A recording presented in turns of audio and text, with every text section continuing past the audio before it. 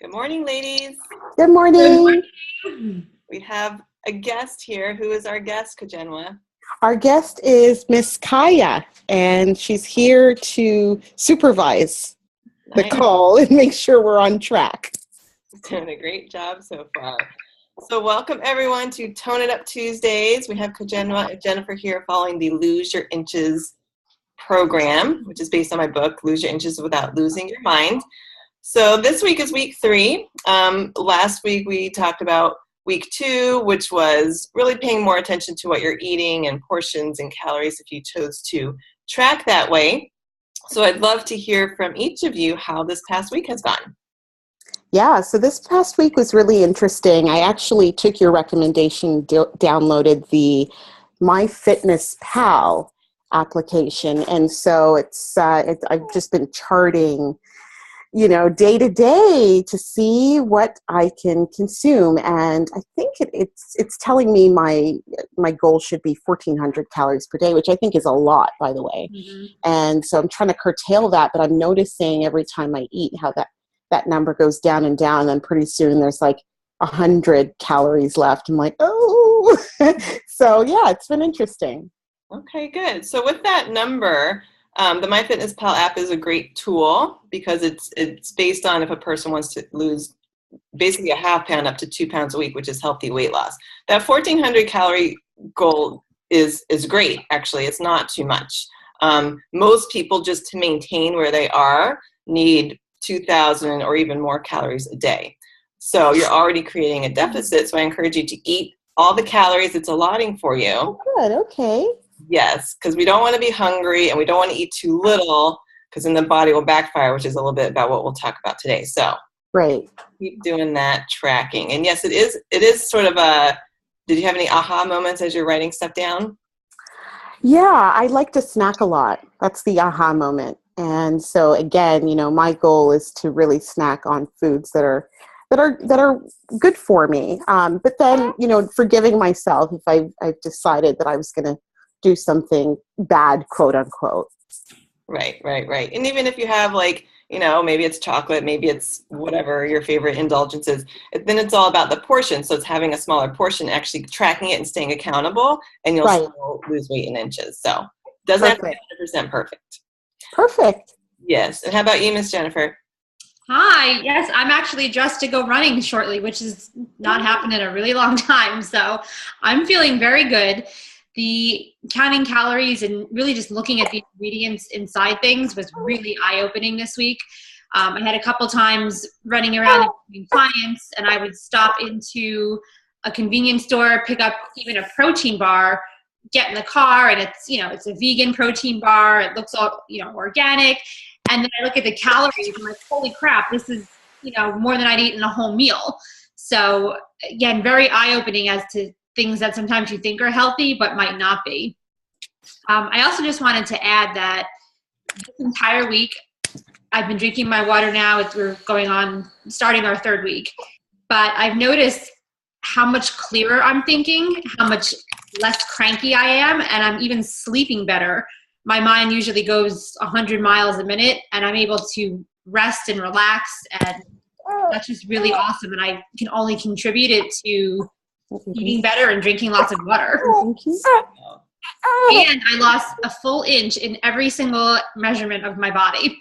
Really? Yes, I was stunned.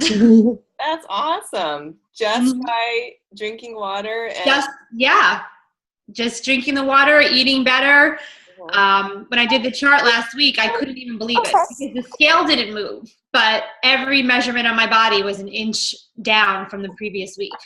That's awesome. And that's, again, why it's called losing inches by losing your mind, because the scale, it will change, but more of the drastic changes is how the body's shrinking and reshaping and toning and all of that. So it's always very encouraging. Wow, good job. Very, very cool to hear. All right, ladies. So, and for anyone following along, just think back to how your week was with your goals, and definitely make sure to keep your measurements each week. And even if you lose like an 1/8 of an inch or a 1/4 of an inch in one area, it's still a success. And yes. A motivation just to keep on going because stuff. Yeah. There. So this week is week 3, and it's called Eat More and Eat More Frequently. We touched base a little bit about this in week 1, and how this came about is way back in the day when I was doing everything to lose weight is I would like basically barely eat. And yes, I lost some weight, but it was all muscle. So the second I started to eat like a human being, it all came back plus more because my body went into starvation mode. So that's why it's really important to not eat too little. And then we talk about part of being a mama is eating breakfast and then eating usually every 3 hours works for most people. So a lot of people skip breakfast, and if they're not hungry, I still encourage you to have, even if it's a little bite of a something, maybe it's like a hard-boiled egg or a little yogurt, because what it does is it breaks the fast of eating. That's where the breakfast comes from. So your body's going to burn more calories all day long and speed up the metabolism. If you think your metabolism is slow, have breakfast and it'll speed up. Ideally, within about an hour of waking, you want to have a little something to eat. And then the eating every 3 hours thing, that helps, again, speed up the metabolism, boost your energy. You're just more productive during the day. You think clearer, and then your blood sugar stays like this, so you're not getting like crazy caffeine cravings or sweet cravings, but you're constantly fueling your body. So as you're tracking things like your meals, it's always helpful to track the time that you're eating. If you're seeing like a 5 or 6 or 7 hour gap, like I've worked with some clients, then that's when late at night, that's when their cravings kick in, like the chips and the cookies, everything seems like a great idea because during the day they weren't eating enough. So the body's trying to make up for it later. So it's really, really fascinating. So I know you guys have both been working on eating more frequently. And do you think that's helping you? Like what sort of effects are you feeling from that? I do. Much like Jennifer, I did a sneak measurement and saw that an inch had gone down. So I was really excited about that. So I'm like needing to get back to my fighting size, okay, which is about a 28-inch waist. So that's what I'm working on right now. And I know when I've hit that goal that will make me feel like I'm on top of the world. So, you know, I'm not really worried about pounds so much as sizing and what I feel fits me beautifully. I've been eating a lot more frequently. You know, Kaya gets up for night feeding. So those of you who are moms out there, you might be getting up at 6 a.m. thinking, I am actually kind of hungry. So dealing with how to circumvent that issue if you're a very early riser. Do you still go for the food like an hour in, or when you're getting up in that 3 hour increment throughout the night rather? Okay, good point. I mean, you have to listen to your body. You know, if a mom is breastfeeding, you're going to be a little bit more hungry. So again, just sort of like tune in. Is this true hunger, or is it I'm just tired and I'm looking for quick energy? Sort of what is the reason behind this feeling? And sometimes just drinking water first and then reassessing if you're hungry, because sometimes hunger can be masked as dehydration. So could just be thirsty too. Perfect. I'll go for the water bottle first. Okay, good. And Jennifer, you've said that you know, having more meals during the day, because I think before you said you were eating like twice a day. Oh yeah. And then I would just like binge eat. What I've noticed is happening is I don't have to set my timer anymore because my body is getting hungry every 3 hours and my stomach starts growling. So I think that's amazing because it's like I feel like my metabolism's working again. And also, you mentioned something about cravings before. Besides my soda chocoholicness, I am the world's biggest chocoholic. Like I have to have chocolate every single day. But the past 3 days, I have not craved chocolate one time. And everybody's like, what's going on with you? I'm like, I don't know, but this is a good thing. So, you know, I think eating more frequently has really contributed to that. That's awesome. I'm so glad you shared that with us. Yeah, sometimes, again, those cravings, especially for sweets and sugar, is just a mask of the body just wants the quick energy. Or if it's been forever since the person's eaten, it's going to be digested the quickest. So you get this blood sugar rise, like, ooh, I got sugar. And then you crash and you feel terrible. And then you need more sugar to feel up again. So it just kind of creates this roller coaster. So, wow, that is so great. Yay! Awesome. And I do have to say, there was a couple of days where I felt very fatigued and I felt very fuzzy, very kind of dizzy. But I think it was almost like a detox, I guess, from all the water I was drinking and not so much sugar, that it was just working itself out. And that's now passed, and I just feel great. Like I'm ready to run. Let's go. I know. That's really amazing. Awesome. Well, ladies, you guys are doing wonderful. So coming on this next week, what are a couple goals? And again, it could be the same ones you're working on. Just name, anywhere from 1 to 3 goals that you're going to really focus on for this week. I am going to just try to snack a little healthier. Like I said, I've been looking at calories, but I still eat a lot of carbs. So I'm going to be looking to tone down on the carbs and add a little more protein or a little more fruit or a little more vegetables.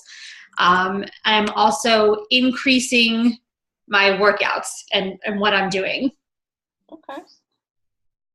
So, yeah, I found myself at the grocery store yesterday looking at the beef jerky, as you had mentioned, not something I would ordinarily pick up, but something that I will definitely consider as it relates to more protein and less sugary foods and fatty foods. So that's definitely something that I'm interested in jumping on, is going for more protein-based foods and really being a lot more diligent about entering what I'm eating into my diary.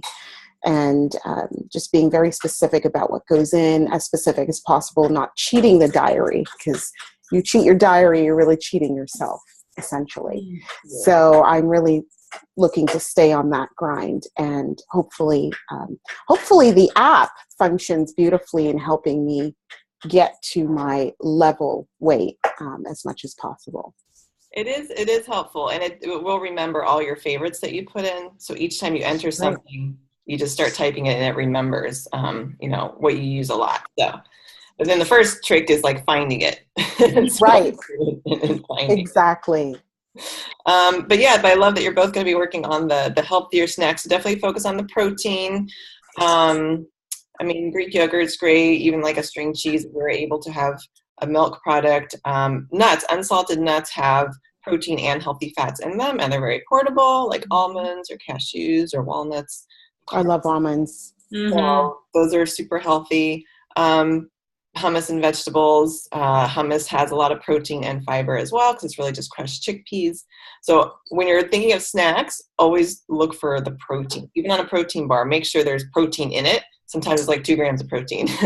Like 10 or higher is kind of what I look for there. So, or you can even make your own protein bars at home.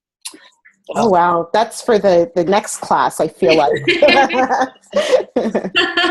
Okay. Wow, ladies. Well, both keep up the good work. It's really exciting to hear about your progress. Everyone's excited for you as well. And yes. And I have a challenge. I think that, I don't know, Jen, if you want to take the challenge, maybe you take your before picture. Oh.